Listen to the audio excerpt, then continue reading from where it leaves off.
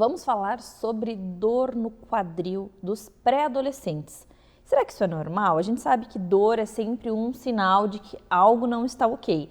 Então, a nossa ortopedista pediátrica vai nos ajudar a entender um pouquinho mais sobre esse assunto e nos dar um caminho, um norte, para a gente saber o que fazer se as nossas crianças em casa nos reclamarem de dor no quadril. É isso, doutora? Oi, Mari, é exatamente isso. Bem-vinda novamente. Obrigada. Vamos falar então um pouquinho sobre essas reclamações dos pré-adolescentes em relação ao quadril.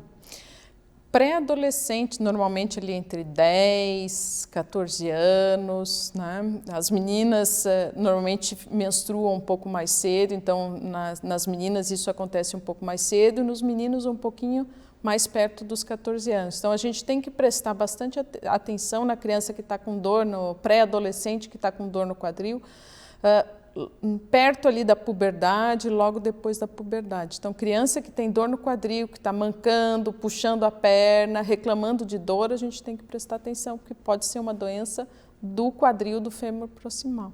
Olha só, então não é algo normal. Não.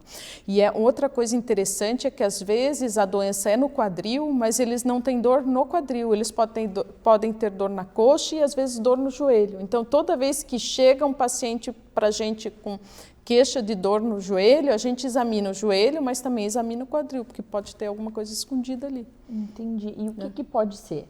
Na verdade, exatamente o porquê que acontece essa doença, a epifisiólise, outro nome é escorregamento femoral proximal, a gente não sabe exatamente por que isso acontece, né?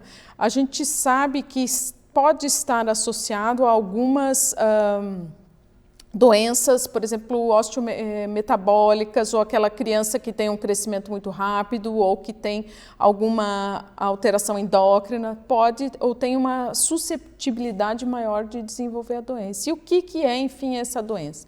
O osso da criança tem uma região que a gente chama placa de crescimento, né? O que acontece? Essa placa de crescimento fica fraca, e aí que a gente não sabe explicar exatamente por quê. A gente tem aqui a cabeça do fêmur, a placa do crescimento aqui e o osso aqui. Essa placa ela se alarga e permite que essa parte aqui de cima, que é a cabeça do fêmur, se separe do resto. Então isso aqui começa a escorregar. E aí o paciente, a criança, o pré-adolescente começa a ter dor. Olha só, e aí o que a gente faz? Primeiro, como que a gente descobre? É através de exames? Então a sintomatologia é bem importante, né? Essa queixa de dor, a queixa de claudicação, o mancar, puxa a perna. Então, se tem um pré-adolescente que está reclamando de dor, leve para investigar, né? Porque a gente precisa examinar para afastar essa patologia. Outra coisa que é comum, que eu não falei, tem dois biotipos específicos, né? Então, aquele adolescente, pré-adolescente, o baixinho, gordinho, que às vezes ele vem andando, a gente brinca às vezes até 10 para as 2, que o pé vem viradinho para fora, esse tem chance de ter epifisiólise. Ou então aquele muito magro e muito alto. São os dois biotipos que favorecem mais esse escorregamento. E aí o paciente então vai ter dor, né? Vai ter essa queixa de que está mancando, claudicando, e aí você vê que entra no consultório aquele pacientinho mancandinho, e aí você vai fazer o quê? Vai pedir, vai examinar, você vai ver que a mobilidade do quadril pode ser que ela não esteja preservada, esse paciente pode ter dor, e aí você vai pedir uma radiografia. E na radiografia, na grande maioria dos casos, você já consegue fazer o diagnóstico. E se por um acaso não aparece ali? Se por um acaso não aparece, porque o deslizamento ele pode acontecer devagar, aos poucos, ou ele pode ser rápido, né? Então, quando o deslizamento ainda não aconteceu, aquela fise, a placa só enfraqueceu, às vezes o raio-x só mostra um alargamento, né? Ou então eu preciso solicitar uma ressonância para investigar realmente se aquela região tem alguma alteração ou não. Entendi. Que, na verdade, seria um diagnóstico precoce. Aí o paciente tem o melhor resultado possível com o tratamento, porque quando escorregou, aí já é bem mais difícil de tratar. Então, o ideal é sentir o dor, vamos no ortopedista para diagnosticar e para já começar a tratar cedo. E assim, não está relacionado à queda, não é por causa... Às vezes, muitos pacientes chegam com dor e eles caem com alguma frequência, né? E eles associam a dor à queda, mas não necessariamente a queda é a culpada do escorregamento acontecer. Às vezes são coisas que aconteceram simultaneamente.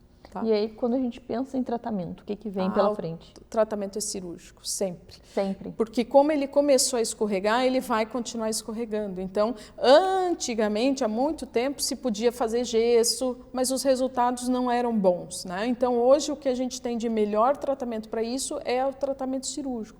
A gente põe um parafuso que prende essa parte com essa parte, para ele não escorregar mais. Né? Esse é o tratamento cirúrgico que a gente chama. E assim, a gente suspeitou que o paciente possa ter isso, a gente não deixa o paciente mais andar, né? Põe numa cadeira de rodas e vai para o raio-x fazer na cadeira de rodas. Por quê? Porque vai que ele tropeça indo para o raio-x e aquilo que tinha escorregado só um pouquinho pode escorregar um montão. Né? E aí piora o resultado para mim e para ele. Né? Então, quanto menos escorregou, melhor ali na cirurgia. Melhor na Porque cirurgia. daí, se escorregou muito, o que dificulta na cirurgia? Ele vai fazer um impacto, né? Quando ele vai perder parte do movimento do quadril e eu não consigo devolver isso para a posição normal. Né? Então, por isso que os resultados são piores. E aí o pós-cirúrgico, como é que é? Aí vai depender. Alguns pacientes, normalmente eles usam muleta, alguns pacientes a gente permite apoiar, alguns não. Aí vai depender do tipo, do caso, de como foi. Mas qualquer pós-cirúrgico, principalmente quando a gente pensa no quadril, em tudo isso que você nos explicou, vai precisar ter um tempo ali de repouso, não foi um parafuso. Não pode fazer educação física, tem que esperar aquilo ali consolidar, né? Aquilo ali, se a gente pôs o parafuso é para ele grudar ali aquelas duas regiões, né? Aqueles dois pedaços. Então tem que dar um tempo. O ideal para, como a gente está falando em pré-adolescentes, é no período de férias escolares fazer. Não, aí é que tá, porque na hora que não vai acontecer nas férias, vai acontecer em qualquer momento. Claro. Então aconteceu, a gente faz. Bom então a gente falar sobre isso. Então não é algo que pode ser programado e esperar. Esse é como se fosse uma fratura, é uma emergência. Quebrou, a gente arruma, né? Trata. Se você fez o diagnóstico da epifisiólise, tem que tratar, não dá para esperar. Entendi. Poxa, quanta informação importante. E às vezes as pessoas ficam pensando, porque como tem a dor do crescimento, as pessoas acham que qualquer dor, é dor do crescimento, é normal, tá doendo aqui, é normal, faz parte.